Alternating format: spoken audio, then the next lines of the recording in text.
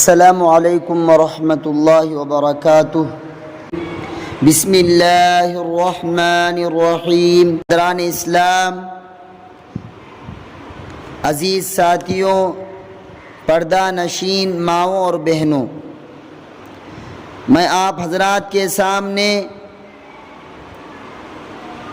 ایک ہندوستان کے ایک ایسے عظیم بادشاہ کے بارے میں کچھ عرض کرنا چاہتا ہوں جو بڑا ہی نیک، متقی، پرہیزگار، پارسا، جس کی راتیں اللہ کے سامنے راتیں گزرتی تھی، مخلوق کے فائدے میں، ان کے فائدے کے سوچ میں رہتا تھا، ظلم کے ختم کرنے میں، انصاف کو عام کرنے میں لگا رہتا تھا۔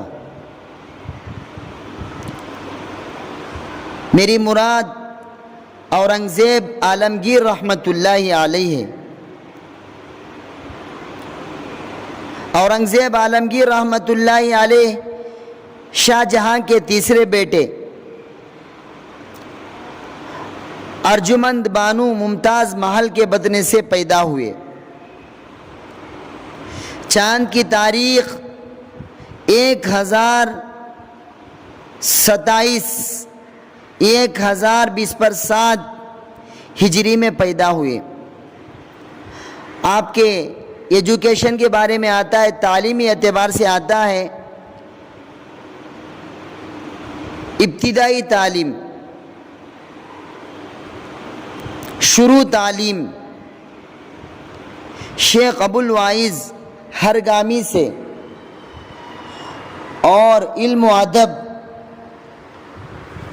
ہائی ایجوکیشن تعلیم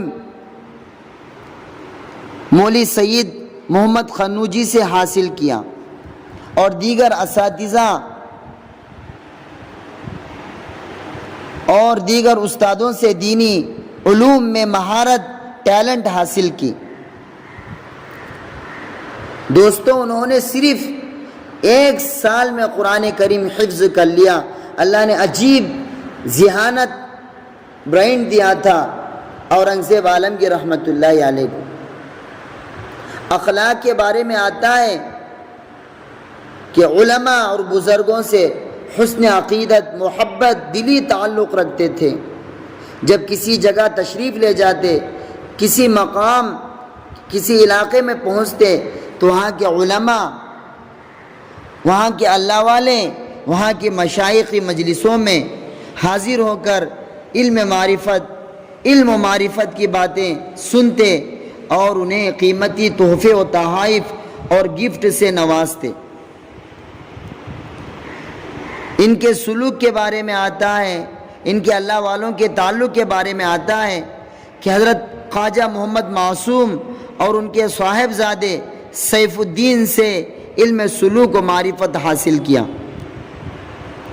ان کی اطاعت و عبادت کا یہ حال تھا۔ اللہ اکبر! صبح صادق سے پہلے، یعنی تہجد کے وقت اٹھ جاتے، تہجد پڑھتے اور مسجد میں پہنچ کر فجر کی نماز، فجر کی اذان کے انتظار میں قبلہ رو ہو کر بیٹھے رہتے۔ اذان کے بعد فوراً سنت ادا فرماتے، با جماعت نماز پڑھ کر قرآن کی تلاوت اور حدیث کے مطالعے میں مشغول ہو جاتے، اور چاش کی نماز پڑھ کر اپنے روم، اپنے کمرے میں تشریف لے جاتے۔ حضرت اورنگزیب عالمگیر رحمۃ اللہ علیہ کا ایک خاص عمل یہ بھی تھا کہ آپ ہمیشہ باوضو رہتے تھے۔ آپ کی زبان پر کلمہ طیبہ لا الہ الا اللہ جاری ہوتا تھا، اور دیگر وظائف کی پابندی کنٹینیو سے ادا کرتے، اور آپ کے معمولات میں پیر، جمعرات اور جمعہ کو روزہ رکھتے، اور اولیاء اللہ کے ساتھ ذکر و عبادت میں مصروف رہتے۔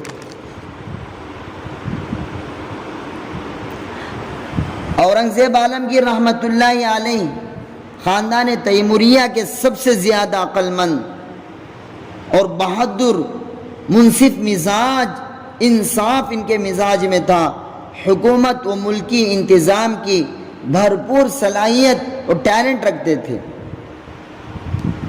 اورنگزیب عالمگیر رحمۃ اللہ علیہ کب بادشاہ بنے، آپ کو یہ ذمہ داری کس سال ملی؟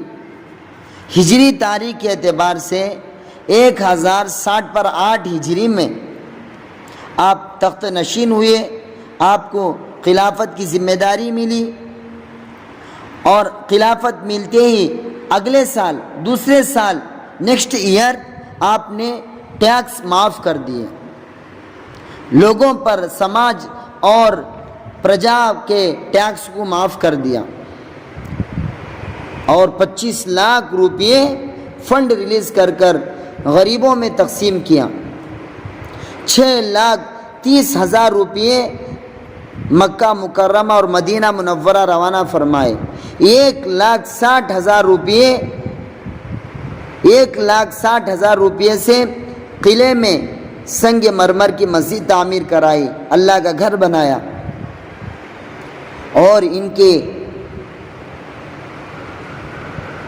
کاموں میں سے ایک کام یہ بھی ہے، جگہ جگہ غریبوں کے لیے لنگر خانے بنوائے، کینٹینز بنوائے، تاکہ لوگ، چلنے والے مسافرین اور فقراء محتاج بھوکے آرام سے کھانا کھائیں، پیٹ بھر کر تسلی سے کھانا کھائیں۔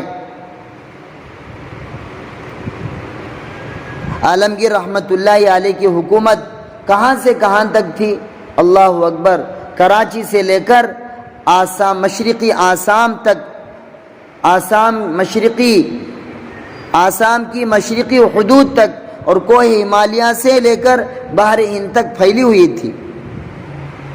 انہوں نے ملکی انتظام کے تحت نشہ اور چیزوں کو بین کر دیا کہ نشہ کی چیزیں استعمال نہیں کر سکتے، کوئی بھی چیز، شراب ہو اور بھی چیزیں، ناچ گانے، شریعت کے خلاف کاموں کو بین کر دیا، پابندی لگا دی، اور راستوں کو، روڈوں کو ڈکیٹی کرنے والوں سے محفوظ کر لیا۔ 1,40,000 روپے سالانہ ایوری ایئر محتاجوں کے لیے مقرر کیے۔ انہوں نے کسی مذہبی مقام کو، کسی ریلیجین کے عبادت خانے کو گرانے کی کبھی اجازت نہیں دی، پرمیشن نہیں دی۔ ہر طبقہ، ہر مذہب، ہر ریلیجین کے لوگوں کے لیے خوشحالی، امن اور شانتی کو عام کر دیا، کہ ہر ایک آزادی، فریڈم سے اپنے مذہب، اپنے ریلیجین میں رہ کر اور اس کے طریقوں کو فریڈم کے ساتھ ادا کرے۔ وہ ہر چھوٹے بڑے کی بات کو غور سے سنتے تھے اور فیصلہ کرتے تھے۔ اور ان کی ایک خاص خوبی، ان کے اندر اچھا یہ بھی ہے، کبھی حق بات کے مقابلے میں، سچ بات، حق بات کے مقابلے میں کسی کی سفارش قبول نہیں کرتے تھے۔ یہ تھے وہ بادشاہ جو نیک، متقی، پرہیزگار، جن پر آج انگلیاں اٹھائی جا رہی ہے، ایسا نیک بادشاہ ہے۔ دوستو، ان کی تاریخ اٹھا کر پڑھو، آپ کو ان کی تاریخ کا پتہ چلے گا، معلوم ہوگا کتنا اچھا بادشاہ گزرا ہے۔ یہ ہمارے لیے ایک نمونہ ہے، اس کی زندگی، اس کی تاریخ، اس کی سیرت۔ اللہ ہم سب کو نیک عمل بنائے، اخلاق والا بنائے، غریبوں کا، محتاجوں کا، فقیروں کا، ضرورت مندوں کا ہمدرد بنائے۔